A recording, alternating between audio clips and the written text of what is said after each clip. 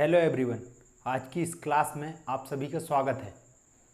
पिछली क्लास में हमने जाना था कि आईटीआई का इतिहास क्या है और उसका एक परिचय लिया था, और आज की क्लास में हम जानेंगे ऑर्गेनाइजेशनल स्ट्रक्चर ऑफ आईटीआई या आईटीआई की संगठनात्मक संरचना।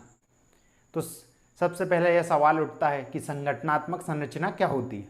संगठनात्मक संरचना से तात्पर्य यह है कि जैसे कोई संगठन है, कोई संगठन में कार्य करने वालों को व्यवस्थित क्रम में जमाना, उनको कार्य का आवंटन, समन्वय, पर्यवेक्षण आदि को सही तरीके से करना, जिससे उसके लक्ष्यों की प्राप्ति हो सके। जैसे कि उदाहरण के लिए हम अपने फैमिली या परिवार को ले लेते हैं। जैसे अगर हम अपने परिवार को लेते हैं तो हमारे परिवार में माना कि हम 4 सदस्य हैं।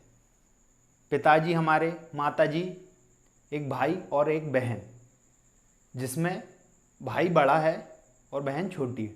तो जैसे कि हमारे पिताजी वर्किंग है, माताजी हाउस वाइफ है, तो मैक्सिमम भारत में क्या होता है, भारत में हेड ऑफ फैमिली कौन होता है? हमारे पिताजी होते हैं। तो और पिताजी काम करते हैं, काम पर जाते हैं, जिससे धन कमाते हैं। तो लक्ष्य की प्राप्ति क्या है? हमारे परिवार को चलाना। और हमारे परिवार को चलाने के लिए जैसे क्रम में कौन बांटा गया है, जैसे पिताजी हमारे हेड ऑफ फैमिली है, जो किसका काम करते हैं? जो धनार्जन का काम करते हैं, मतलब धन कमाने का काम करते हैं, जिससे हमारी फैमिली चले। और माताजी हाउस वाइफ हैं, तो माताजी क्या करती हैं? घर का काम संभालती हैं, जैसे खाना बनाना, घर में झाड़ू लगाना, और जो भी महत्वपूर्ण काम होते हैं घर के, वो कौन संभालती हैं? हमारी माताजी संभालती हैं। जैसे कि अगर घर में लड़का बड़ा है तो लड़का जैसे बाहर के काम मैक्सिमम काम करता है, जैसे गैस सिलेंडर भरवा कर लाना, गेहूँ पिसाना, मैक्सिमम काम ये लड़कों को ही दिया जाता है। और लड़कियाँ मैक्सिमम क्या काम करती हैं? हमारी माताजी का सपोर्ट करती हैं, उनकी सहायता करती है घर के कामों में, इसलिए वो बहुत अच्छा खाना बनाना सीख जाती है लड़कों की अपेक्षा। तो इस तरह से हमारा घर भी किसके रूप में काम करता है? संगठन के रूप में काम करता है, क्योंकि सभी को कार्य का आवंटन हो चुका है कि किसको क्या करना है, और आपस में सबको समन्वय भी होता है, सबके आपस में समन्वय होता है, जिससे क्या होता है? हमारी फैमिली अच्छे से चलती है। तो इसी तरह हम किसको समझेंगे? हमारी आईटीआई की संगठनात्मक संरचना क्या होती है। तो जैसे हमारे आईटीआई है, आईटीआई में कौन होते हैं? हमारे प्रिंसिपल होते हैं, वाइस प्रिंसिपल होते हैं, जिन्हें प्रशिक्षण अधीक्षक भी होते हैं, मतलब ट्रेनिंग सुपरिटेंडेंट। अब इन सभी को कार्य का आवंटन होता है, और ये सभी कार्य का आवंटन सभी को होता है, और ये सभी अपना काम करते हैं बहुत अच्छे से, अपनी भूमिका निभाते हैं, जिससे हमारे लक्ष्य की प्राप्ति होती है। लक्ष्य की प्राप्ति हमारी क्या है? व्यावसायिक ट्रेनिंग देना। जो हमारे प्रशिक्षणार्थी आते हैं या ट्रेनीज आते हैं, उन्हें अच्छा प्रशिक्षण मिल सके, इसके लिए हम क्या करते हैं? इसके लिए हम अपनी अपनी भूमिकाएं निभाते हैं। और संगठनात्मक संरचना हमारी पूरी इसलिए बनाई गई है आईटीआई की, ताकि सभी अपनी भूमिका को अच्छे से निभा सके और यह संस्था अच्छे से काम कर सके। तो आइए हम देखते हैं आईटीआई किस तरह कार्य करता है और किस तरह इसकी संरचना होती है करते हैं। आइए हम वो समझते हैं। देखिए, तो हमारा आईटीआई है, आईटीआई में हेड कौन होते हैं? प्राचार्य या प्रिंसिपल। जो मतलब सभी कार्य कौन करता है? हमारे प्राचार्य या प्रिंसिपल के नाम से होते हैं, उनके साइन से होते हैं, और जो भी डिसीजन लेंगे हमारी संस्था के बारे में या आईटीआई के बारे में, वो कौन लेते हैं? प्राचार्य या प्रिंसिपल लेते हैं। और उनके अंडर में कौन आता है? वाइस प्रिंसिपल या ट्रेनिंग सुपरिटेंडेंट या प्रशिक्षण अधीक्षक, एक पोस्ट होती है आईटीआई में, वो आते हैं। अब देखिए, वो आते हैं तो उन जब प्रिंसिपल नहीं है, जैसे कोई मीटिंग में गए हुए हैं, तो प्राचार्य का काम कौन करता है? वाइस प्रिंसिपल या प्रशिक्षण अधीक्षक। और ऐसी आईटीआई, अब आईटीआई के कर्मचारी होते हैं, आईटीआई में कर्मचारी भी होते हैं, तो उनको 2 भागों में विभक्त किया गया, एक टेक्निकल स्टाफ और एक ऑफिशियल स्टाफ, तकनीकी कर्मचारी और कार्यालय कर्मचारी। अब जो सबसे पहले हम देखते हैं तकनीकी कर्मचारी। तकनीकी कर्मचारी कौन होते हैं? जो प्रशिक्षण के कार्य में सम्मिलित होते हैं। जैसे कौन होता है? जैसे टीओ होता है, ट्रेनिंग ऑफिसर, इंस्ट्रक्टर, मतलब जो ट्रेनिंग देने का मेन काम करता है। जैसे कोई भी व्यवसाय है, कोई ट्रेड है, उसमें जो हेड होता है वो कौन होता है? ट्रेनिंग ऑफिसर या इंस्ट्रक्टर होता है। अब जैसे दूसरे स्टेट हैं जैसे आंध्र प्रदेश, तमिलनाडु, यहाँ पर ट्रेनिंग ऑफिसर या इंस्ट्रक्टर के साथ एटीओ, डीटीओ या जेटीओ होते हैं, जैसे assistant training officer, deputy training officer, junior training officer, ये पोस्ट भी होती है, पर मध्य प्रदेश में नहीं होती। मध्य प्रदेश में सिर्फ ट्रेनिंग ऑफिसर होते हैं। और एक ग्रुप इंस्ट्रक्टर भी होता है, जो सभी इंस्ट्रक्टर का ग्रुप होता है उसका एक हेड होता है, वो भी हमारे एमपी में नहीं है। अब देखिए, जो ट्रेनिंग ऑफिसर होते हैं वो विभिन्न ट्रेडों के होते हैं, जैसे motor mechanic, diesel mechanic, COPA, electrician, कई ट्रेडों के होते हैं। और उनके साथ साथ ड्राइंग के भी टीओ होते हैं, ट्रेनिंग ऑफिसर होते हैं, वर्कशॉप कैलकुलेशन और एम्प्लॉयबिलिटी स्किल्स, जो आईटीआई में पढ़ाया जाता है, और यह ट्रेनिंग देने का काम करते हैं और पढ़ाने का काम करते हैं।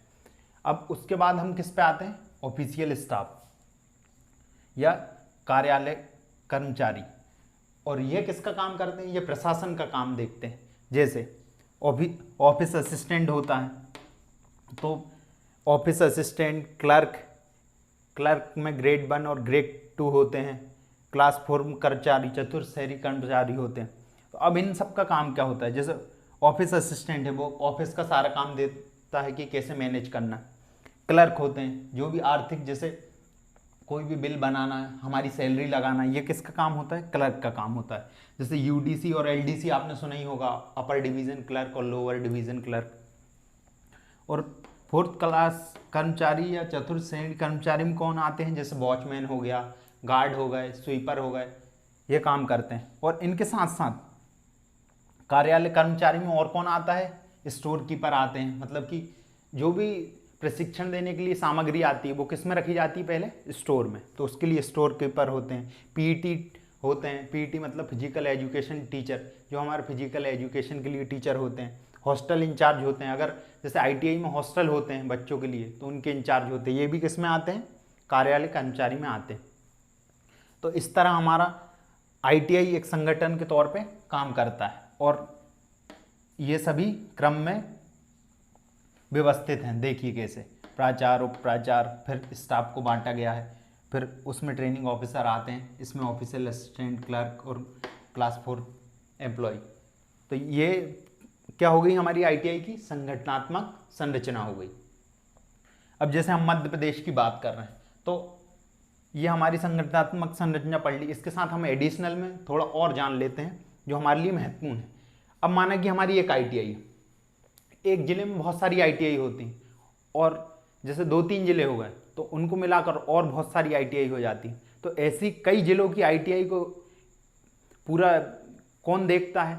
ये किसके अंडर में आती हैं? ये बहुत, जैसे 2-3-5-6 ज़िले ले लिए हमने, और उन सभी ज़िलों को किस में बांटा है? संभाग में बांटा है। तो ऐसे मध्य प्रदेश में कितने संभाग में बांटा गया है? 8 संभाग में बांटा गया है। मतलब कि 5-6 ज़िलों की, या ज़्यादा भी हो सकती है संख्या, ऐसा कुछ नहीं है। जैसे भोपाल में मान लिया हमने 10 ज़िले की आईटीआई आती है, तो ये एक भोपाल संभाग बना दिया। अब वो पूरे 10 ज़िलों के जो प्रिंसिपल हैं वो किससे रिपोर्ट करेंगे? जो जोन में एक पद होता है जॉइंट डायरेक्टर या संयुक्त संचालक।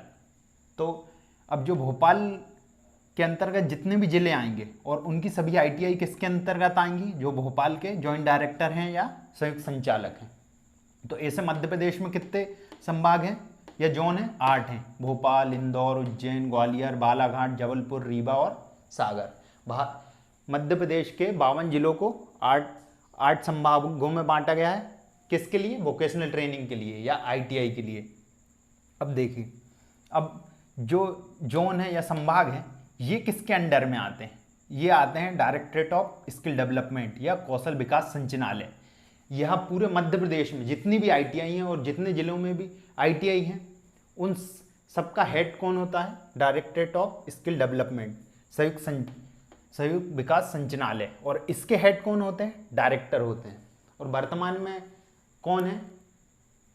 श्री एस धनराजू सर, जो एक आईएएस ऑफिसर है। ये हमारे अभी कौन है? डायरेक्टर हैं।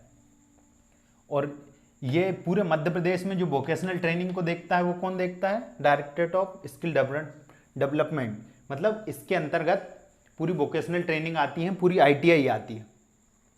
अब देखिए, और इसका मुख्यालय कहाँ है? जबलपुर में। इसे शॉर्ट फॉर्म में क्या कहा जाता है? DSD। और जो हमारा कौशल विकास संचालनालय है वो किसके अंतर्गत आता है? वो आता है department of technical education and skill development, तकनीकी शिक्षा एवं कौशल विकास विभाग। और ये इसका हेड कौन होता है? कोई भी मिनिस्टर या मंत्री होता है। और मिनिस्टर या मंत्री किसके अंतर्गत आता है? किसी भी स्टेट गवर्नमेंट के अंतर्गत। तो आप समझ गए होंगे कि पूरा स्ट्रक्चर कैसा हमारी ITI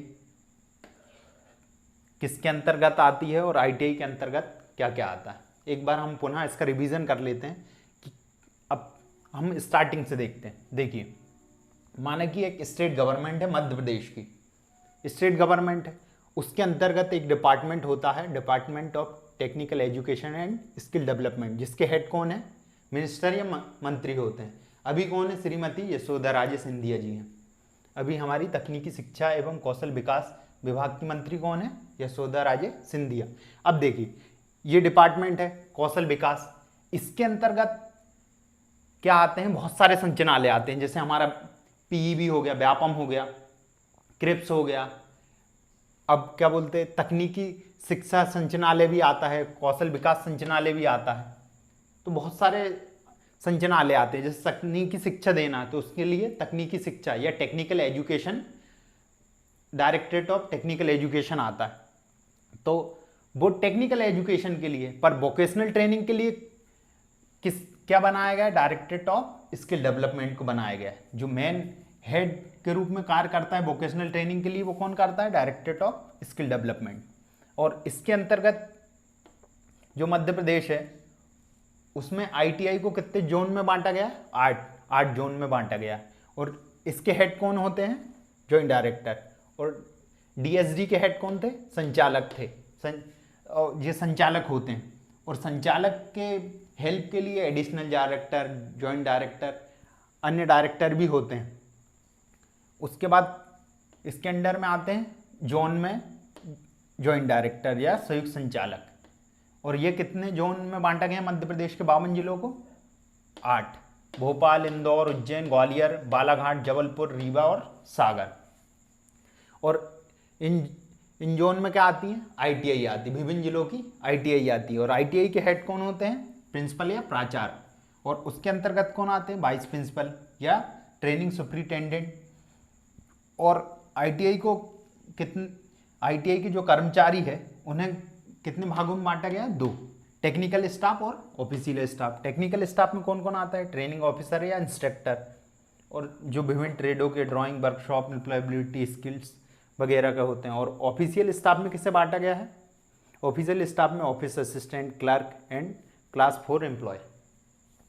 तो आप समझ गए होंगे कि हमारा ITI की संगठनात्मक संरचना क्या होती है। धन्यवाद। और सभी को ईद और रक्षाबंधन की हार्दिक शुभकामनाएं। और हमारे पहले वीडियो में अपार समर्थन के लिए बहुत बहुत धन्यवाद।